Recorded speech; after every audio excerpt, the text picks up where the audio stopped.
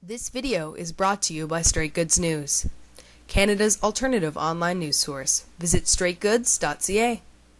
Is look at differences for First Nations in consultation process with them.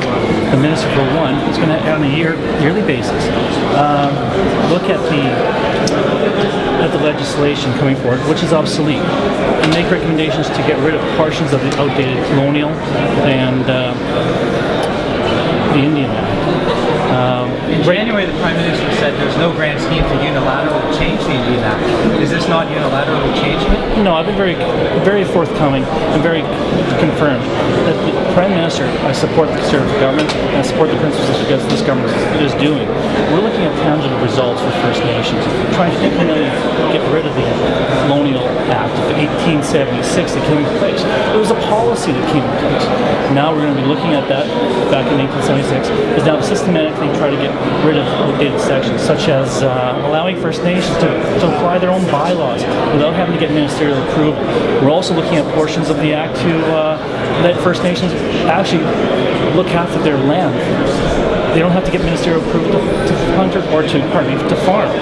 We also are trying to get rid of the wills in the estates where First Nations work. When I'm born, or when other individuals are born and they die, they have the wills in the estates where the minister has to look after at the end.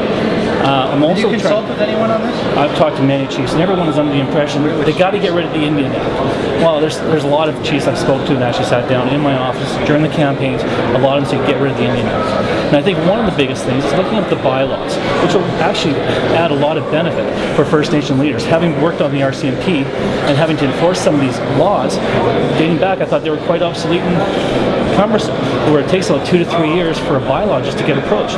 What this is going to do is allow the First Nations to actually look at their bylaws, implement them, then all they have to do is publish them either via a newspaper, or First Nations journals, or even some chiefs are actually talking about using the webcast when they're having their chief and council meetings as a form of simulcast.